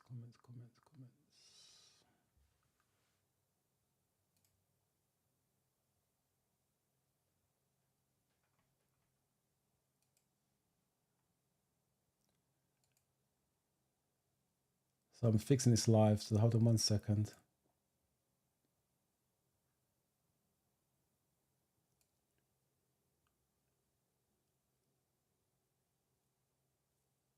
Let's leave it there. Hopefully lock it back. Right, let's see if this works. Yes. Have a nice day to you as well. What time do I go to church? I don't go to church. I believe, but I don't go to church. The word is just slightly different. It's the same concept behind it. It's the same meaning behind it. It's just worded slightly differently. That's all it is. And there's some questions, like I said, you won't ever see it before. You would never seen it before. But the outcome, all you got to remember, regardless of how the question's worded or whether you've seen a question before, it's irrelevant. It's still the same. As I say to my students, if I teach you 2 + 2 all week long, and then someone says, what's 3 + 1? It's the same answer. It's just worded differently. All right, let me do Thank you guys as well. Let me just do a hazard perception. Let me just get my iPad out.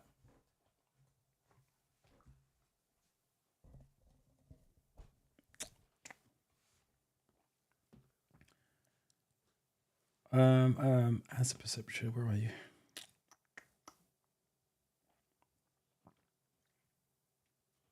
Because some of you going in there stressing, oh, the question going to be different, or I saw a different question that I've never seen before, but the outcome is still the same. It's still safety or control. Right, hopefully you can see this iPad. Or at least something's working. Right, so let me quickly come out of that first, even though I got it up. Let me just show you this. So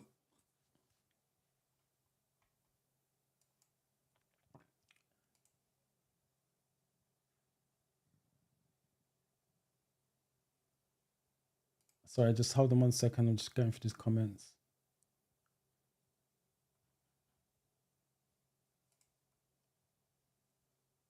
Right, sorry. Right, this is the driving test report sheet. So pass or fail, you will get a copy of this in your email box. So the reason I'm showing you this, if you look at box 14, hopefully you can see it clear enough on your screen. If you look at box 14, use of mirrors before you signal, change your direction, change your speed. That is your hazard perception. That's the videos that you are doing. So before, when you see a problem on your videos, that's what you're doing. That click represents you checking the mirror. So if you're driving in real life on those videos, anything that's caused you to slow down, just literally slow down in a straight line, it's your main mirror. This is why I say doing driving lessons and the theory test at the same time helps. So check your mirror. If you have to shift left or right, in real life, you're checking your main mirror because you're checking pairs and your right door mirror. So on the videos, all you're doing is I see a problem, click. This is what I say to my pupils in the first time we go out doing awareness and planning. So problem, click, That's all it is. So with the videos, it starts from 5 down to 0. You can't afford to get 2s, 1s, and 0s. You have to get 5s and 4s, minimum 3. So the way to beat the system that I teach you is go for a 2-click method. You see the problem, you click and you count 1, 2. Don't go click, as in click 1, 2, click. Doesn't make sense. You click and you go 1, 2, and you click again. If the first click lands before the 5, the second one lands in the 5 or the 4, you're getting a score. If the first one lands in the 5 and the second one lands in the 3, you get the highest score possible. They will not downgrade you. There is no benefit in clicking once on the problem. There's lots of benefits in clicking twice because you're trying to get a score. It's weird what I'm about to say. Even though I say this every week, it's not about you seeing the problem. It's about you getting a score. You can see the problem all day long, but if it doesn't register in the 5 to 3 bracket, it means nothing. Get a score. So rack up high scores. So let me do a demonstration rather than talking about it. Let's see if I get one that's all right. This one's a low one.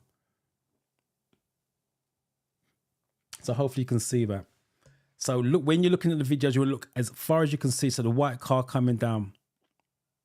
That's how far down you want to be looking, from side to side, pavement to pavement, because that's where road signs are.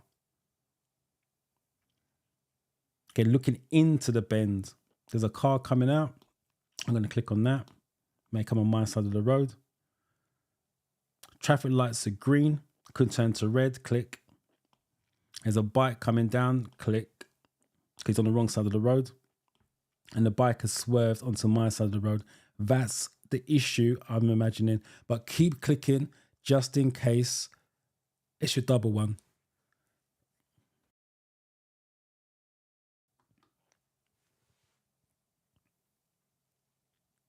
And there's not much going on, so there's nothing for me to click on or for.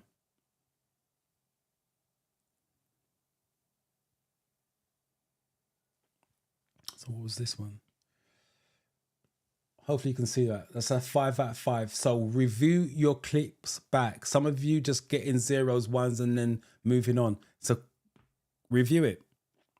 I'll speed up for the sake of the video. Let me just show you where my clicks are.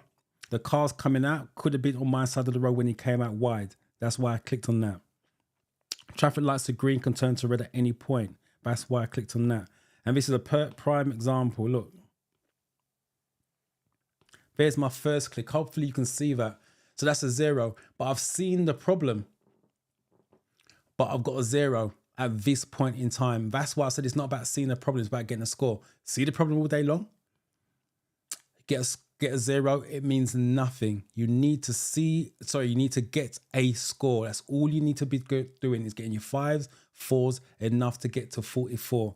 And here's my second click in the 5. I even went for another one. There, that one's just like in the 4, and that one's in the 3. They give me the highest mark. So go for a 2-click method, but only click on things that exist. Do not click on random stuff that you have no chance of slowing down for, no chance of hitting, no chance of swerving. It doesn't make sense. So let me just catch up with the comments on this so I can answer any questions that's going on with this.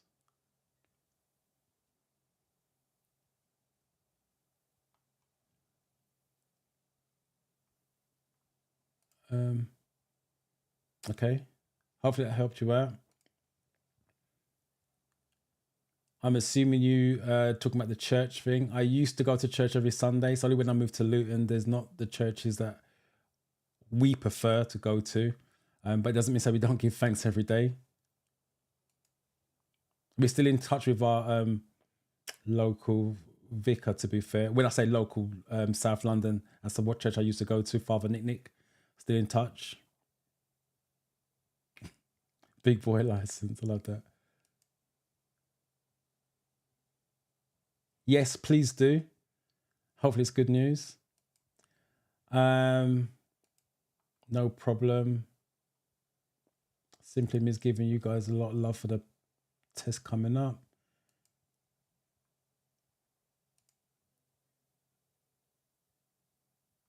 The app I'm using doesn't allow me to click more than 10 times. We'll change the app. That's as simple as that. If the app is counting your clicks for whatever reason, if it's, put it this way, if you're clicking 10 times on the app and it's saying you're cheating, then change the app. That can't be right, because there's no, how can I put this without, right. Let me try to explain. Every video is different. All right. Let's say some videos may have 5 hazards on there. Some may have 3 hazards on there. Some may have 10. All right. So let's just say it's click per ratio. That's how you have to look at it, but you don't know how many hazards on there. So let's just say, for example, a video has 3 hazards on there, but I've clicked 20 times. The video has asked me, where has 20 clicks come from for 3 problems? But if it's got 10 hazards on there, then 20 times ratio, if I'm clicking 2 times per hazard, tallies. So if your app is saying you can only click 10 times for every video, change your app. That's rubbish. That's the way you need to look at it. Unless you're clicking 10 times, but it's rhythmic. So let's say you click 10 times in a row, but it's 2 seconds between each click. Then it's seen as a rhythmic pattern. So it's kicking you out for cheating. That could be a reason why. But if you're clicking a maximum of 10 times and it's kicking you out because it's cheating without the rhythmic side of it, that's a bad app to be using as far as I'm concerned. For hazard perception anyway, I don't know about the questions. And have you paid for the app? If you paid for it, it should be licensed. And then if this licensed, then it shouldn't be kicking you out after 10 clicks.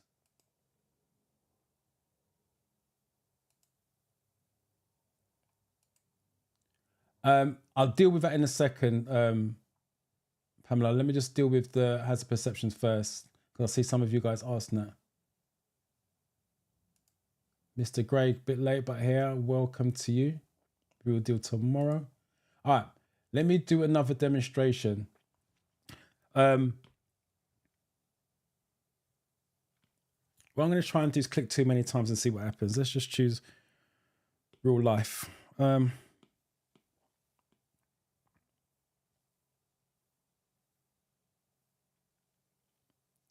Right, no, I don't want to do that one. I've seen that one. Let me do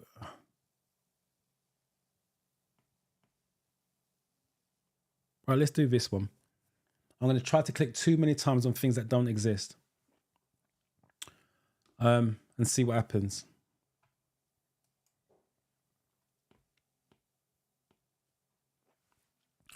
So roadworks. I'm going to have to move to my right.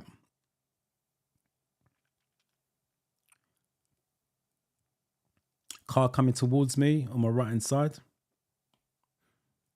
I see lights flashing on the left on that van. A zebra crossing's coming up. Someone's walking across the zebra crossing.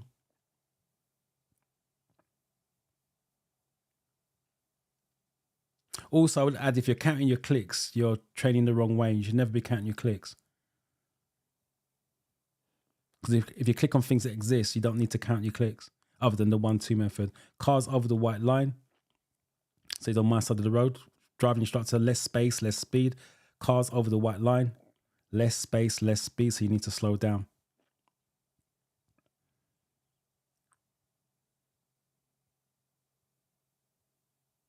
Car coming out the side road. So I don't know if you can see that. That's 8 out of 10. So that was a double hazard. Let's review it back. What I'm going to do, let's do it in stages. Oh, look. So my first 2 clicks was outside the 5. Hopefully you can see that. So I've done 2 clicks outside the 5. But remember, for me, it's about getting a score. It's not necessarily whether I saw that. It's not about me seeing it. It's about me getting a score. So those first 2 clicks there, you can see it, is outside of the 5. But I went again just to make sure I got a score. So there it was, a 4. I think I got 8, so which means my next one wasn't 4 as well. So I'm going to speed this up a little bit.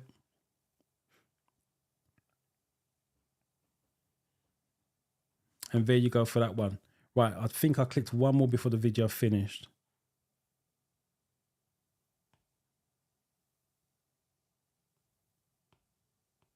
I'm going to stop it there before it cuts off. Right, this is what I'm talking about. I think it was Catherine that asked the question about saying her video kicks her out after 10 clicks. There's 2, 4, 6, 8, 10, 12, 14 clicks on that video. It did not kick me out.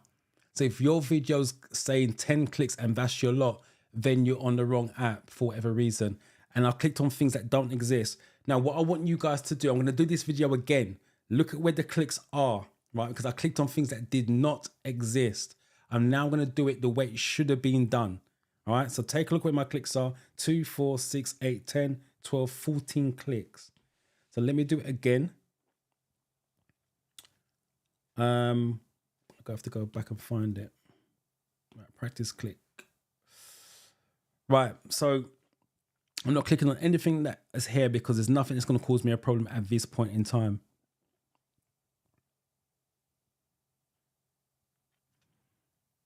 So as much the van's got the hazard lights on, it's not moving out, so it's not affecting me. But the zebra crossing will affect me because someone could be crossing. So I'm going to click. I'm going to click again because they are now there. Remember, it's about me getting a score. That's why I did 4 clicks there. One, I saw the zebra crossing, and then the second set of 2 is for the people that was there.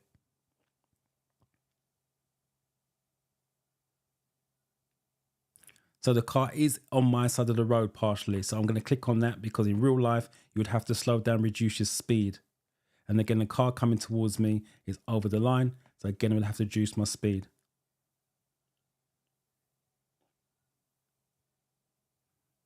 And there's nothing else in that video that's going to cause me a problem.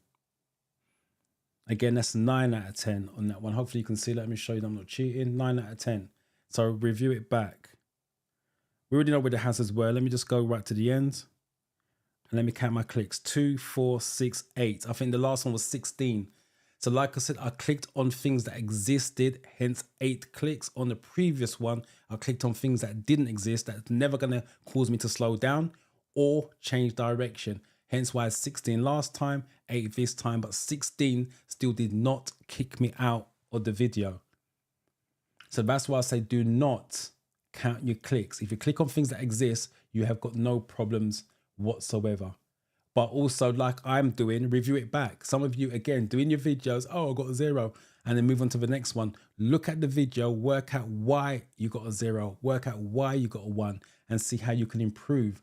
I keep saying it, when you're practicing at home on the apps, you're practicing your skill. You're trying to perfect your art. So when you go for the real test, you just do what comes naturally. You guys are doing it to always pass, pass, pass, pass. You learn from mistakes.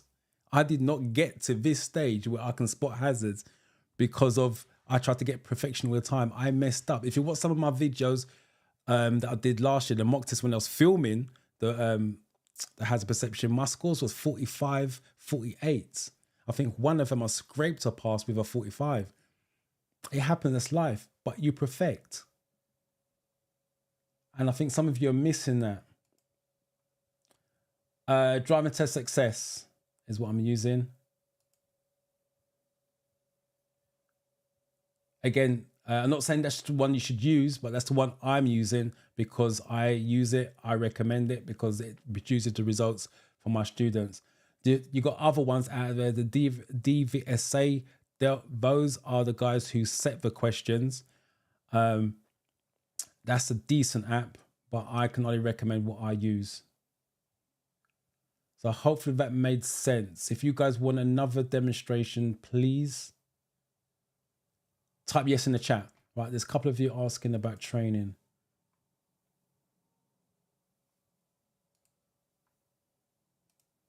I don't do private lessons. Time I haven't got.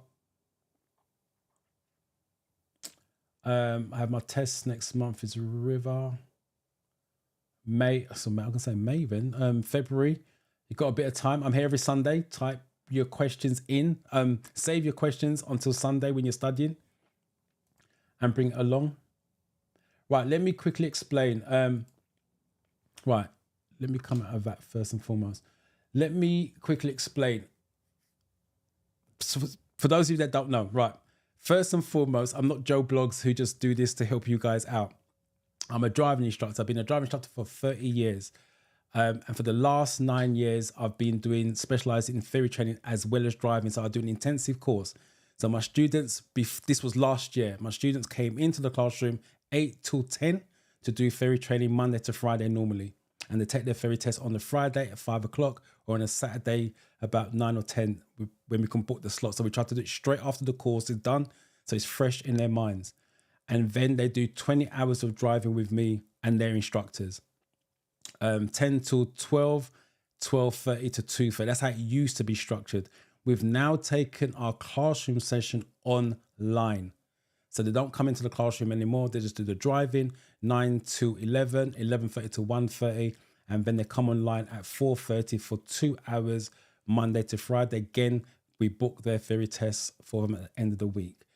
What I've done now, because my students are online, I've invited you guys from YouTube to come to a boot camp. So I'll just call it a 5-day theory test boot camp. So you're learning alongside my classroom students.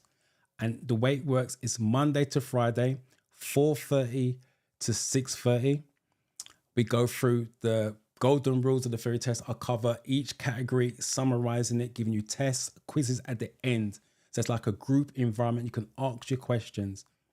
So by the time that course is finished, you should be good to go for your theory test. My students are.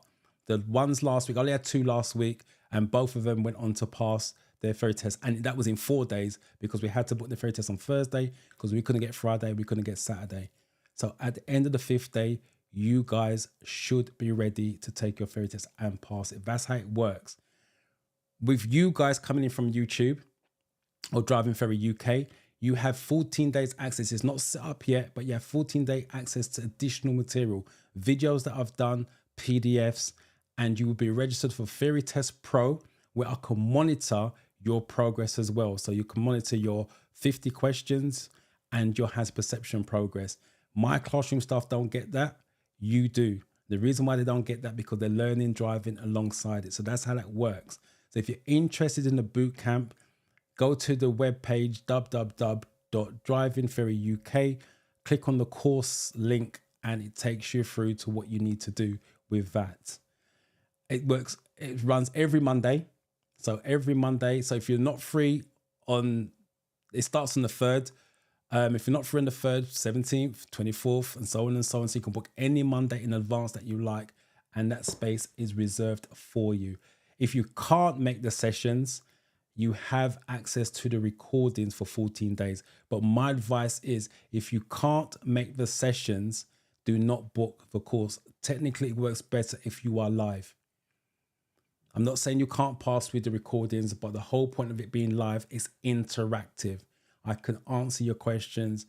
I can deal with whatever it is. Certain things you say makes me think, why are they saying this? I can ask you more questions because I work on mindset in the classroom or online now. I work on mindset because there's certain things students say which triggers certain things, and I can change their mindset. That's the way it is. It's similar to how you guys say, I failed by 1. 42, I failed by 1. No, you didn't. You needed 1 to pass, but you missed 8 questions. That's how you have to look at it. It's a mindset thing. And I tend to work with your mindset. If I can change that, you're passing. If I can't change it, then you're going to struggle. I'm not saying you can't pass, but you're going to struggle. So hopefully that explains it for you guys. Right, let me just see if you guys are typing yes in the chat.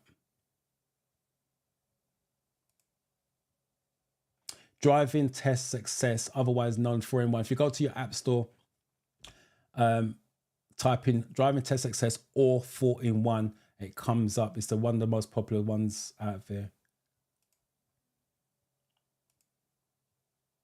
Oh, there you go. Real Authentics typed it in the chat. Right, Real Authentics typed it in the chat, so it's there. Appreciate the help. Right, so no one's typed yes in the chat, so that means you all understand the hazard perception. So hopefully I will see you guys next week. So what I want you guys to do, as I said, that those of you that are studying, do not be afraid to write down your questions, bring it along next Sunday and let me answer. I'm here to help you guys on a Sunday. If you guys want to sign up for the boot camp, like I said, go to www.drivingtheoryuk.com and go onto the course page and reserve your space.